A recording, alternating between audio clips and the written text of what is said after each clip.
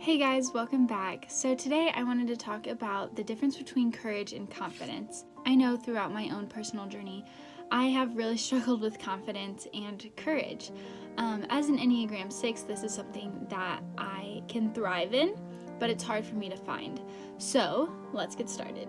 Okay, so my personal journey began probably back in middle school. I was really confident and really optimistic throughout a lot of my 6th grade to 8th grade journey. And I thought this was awesome because I could be my own independent person and just really thrive as a confident person. And I thought this was great because I was able to put myself in situations that I wouldn't expect myself to be in, and survive there and really own the room.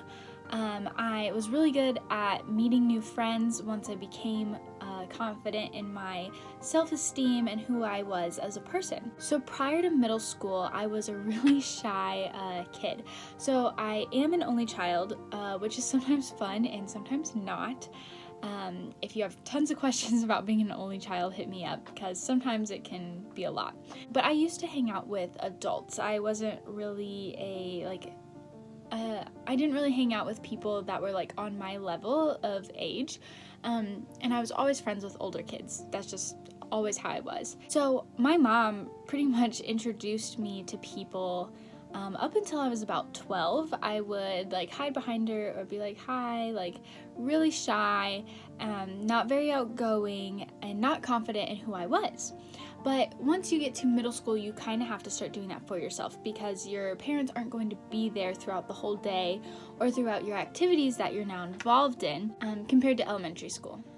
So that was something that was really big for me, was stepping out of the shadow of my parents, who were my safety net and my security, and stepping into who I was now supposed to be as a young person growing into adulthood. Trust me, my dad still does my taxes, and I don't know what I'm doing half the time. So I started to get there, and of course during middle school, this is this crazy time of boys not having cooties anymore, and you start to like them and they start to like you. There's talking, you're involved in tons of sports, and you're in that awkward puberty stage, just awkward. So you're trying to do this on your own, but also have help from your parents, but you don't want to talk to them about liking guys. That's weird. But I think it is totally okay, and you guys totally should have those conversations. Or when you are about to become young adults, I know most of my people that watch these are in college or have just graduated. We're going to be having children one day, which is literally terrifying to say, but I think this is really encouraging to have these open conversations with your soon-to-be kids, even though that will be in 20 years from now, who knows. But I think having that family dynamic is really, really strong and really, really good towards upbringing your kids, and for you knowing what's going on with them while also raising them, and them knowing what is good and what's not good. I know throughout a lot of my middle school journey, I didn't really have that connection. So I learned along the way and throughout high school, which has grown me, and I've learned from my mistakes into becoming who I am today, which isn't to say that that's the best way, but I think having open conversations is really good and helpful. So to get started, I was growing as a middle schooler and, liking guys, starting to like them, starting to talk to them. I didn't have a cell phone until 6th grade because that's when I first started getting on and off the bus by myself. So that was a big thing. But technology has definitely played a role in today's world, 100%. So being on top of that technology and knowing what's going on, I think really helps too. I didn't have an iPhone or anything, so texting was not my forte. I didn't really like it, but I was also a homebody and didn't like having people over at my house very often. Sleepovers were cool, but I didn't really like going away very often. And I started to become a very introverted person while trying to develop myself into who I was becoming. So it almost kind of sounds like counterintuitive to do that, because you'd think meeting new people, you'd become extroverted, but I was not. So once I started introducing myself, I became more confident. And I started to notice that when I talked to guys, they didn't really like me back. And I had this really big conversation with my mom in like 8th grade about it. And she said that I was a really confident person, and sometimes that can be approached by other people as like, oh my gosh, no, like she's too confident for me, she's too out there. And I think that honestly made a difference, because guys are wanting to be the courageous and confident rock for you, even at an age in middle school. So having the roles reversed where the girl is really confident was probably like weird for them. So I didn't really talk to guys very much. But when I got into high school later, because I got adjusted and everything, I got my first boyfriend at like 15. But since I had not known very much about guys previously, I made a lot of mistakes along the way. Which, yeah, sucks, but I know I've grown from it. But during that first relationship, it was really, really hard because I didn't know how I wanted to be treated, and how I was valued, and how I was worthy, and how God calls me beautiful and loved and made in his image. And instead, I listened to the world and the world's impact, as well as my boyfriend at the time, what he had to say. And he was 2 years older than me. So that was tough, because I didn't fully embrace who I was in the image of God, because I was still learning that, and I didn't know everything, and I still don't know everything. But having that influential voice come into your life while not having a strong backing on God really like wrecked me. So by the end of our like 2-year relationship, which it should not have lasted that long, especially being my first relationship ever, but if you know me, I don't like hurting people, and I stick things through. I'm a very loyal person, so if things are going bad, I just try to fix them and keep on track.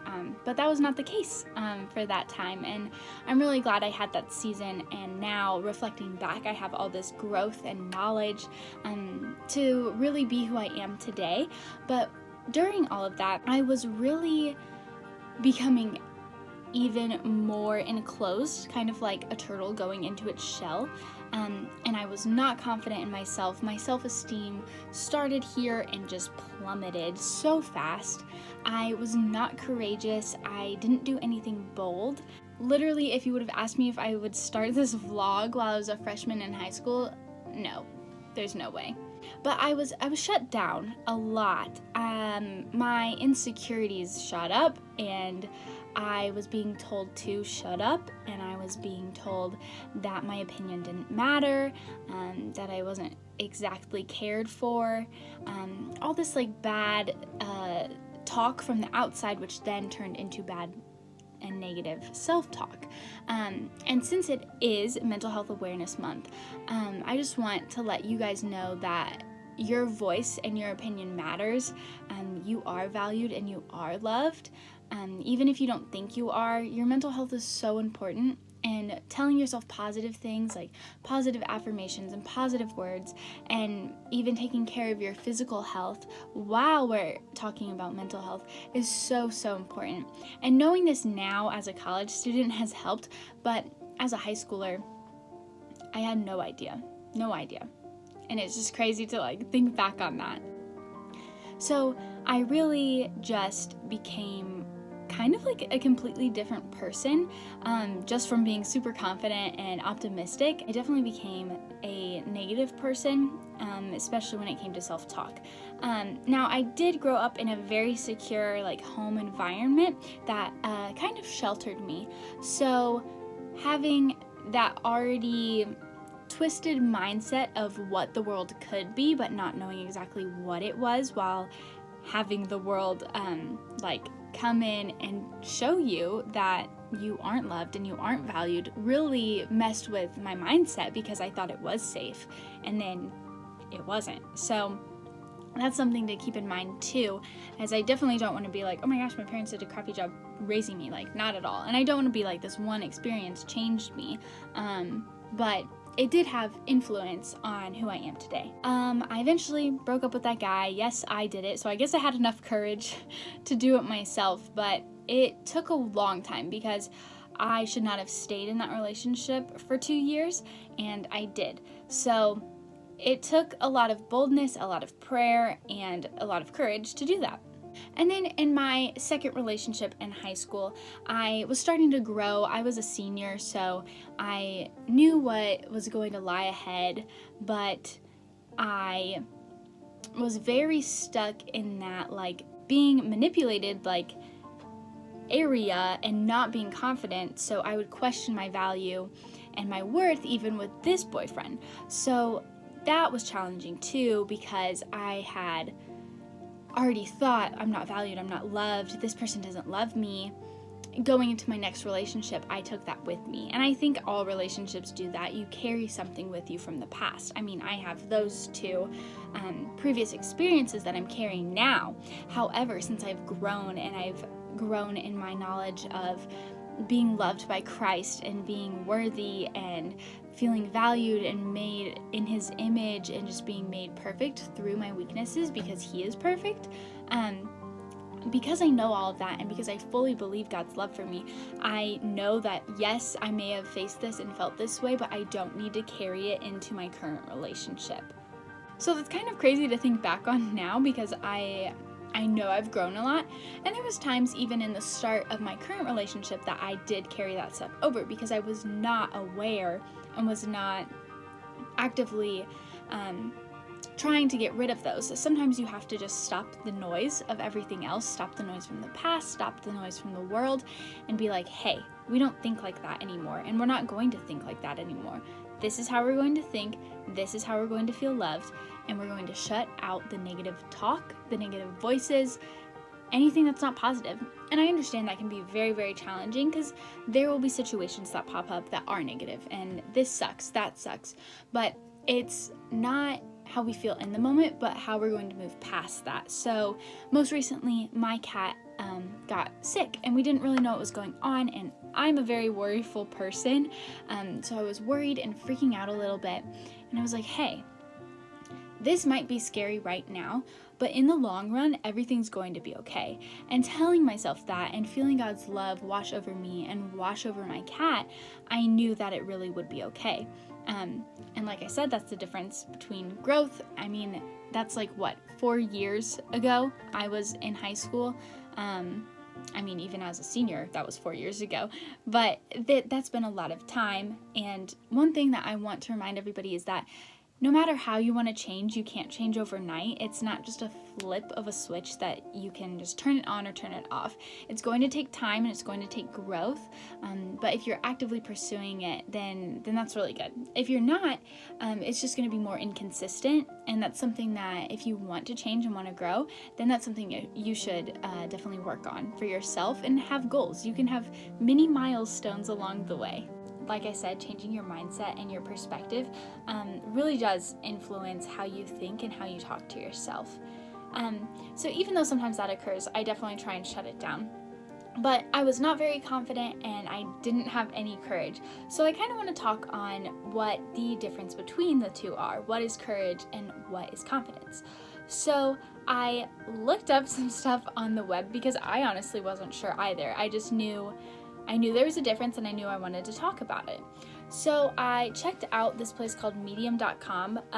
They also have like an app. I didn't get it, but it should be interesting. There's a lot of articles and it sounds pretty positive and cool. So if you want to check it out, that'd be cool. So they define confidence as a belief in oneself and abilities and or assurance. And then courage is the quality of mind or spirit that enables you to face difficulty, danger, or pain without fear. Courage is kind of like you still have uncertainty and you're still going in even though there's a possibility of risk and fear, and confidence is being developed over time. So courage allows you to take that step into confidence and to act despite your fear. Where courage is thriving under uncertainty, confidence is the assessment or the check point afterwards. So I talked about starting this vlog. So I started it a while ago, probably close to 2 years ago, and I would barely publish anything. I was very scared to do it. I knew there was tons of risk. No one barely watches these, so I was very afraid. I was just flat out afraid. And I wanted to do it though. I had the courage to start, but I did not have the confidence to keep doing it and keep thriving and pushing through no matter the risk. So I deleted tons of videos because I was like, no, I'm not doing that. Well, this year I was like, I'm gonna start vlogging, and I don't care what it's about, I just want to do it. So I had already had the previous courage and was like, yes, I'm gonna do this. So I still took that courage with me and started over. But now I have the confidence to continue doing it, no matter if 4 people view it or 20 people view it. So I think that's pretty cool, and knowing that, it's kind of like, oh yeah, I've grown. This is awesome. So confidence is the outcome. It comes with time, like growth. Confidence comes with time. And I loved this quote from the website, but it said, you can only build confidence by exercising your courage muscle. And I just think that's so great, because if you're not actively pursuing being brave and being bold and being courageous, then you're not going to build anything up over time, because you're not starting in the first place. So when you start, you draw on your courage. But courage is that willingness to take that risk and then doing it continuously over time. That is how you build your confidence. So how are you guys planning to take steps towards courage, or how have you already shown courage and grown your confidence throughout your journey? I would love to hear from you guys, and I just want to say thank you guys for watching.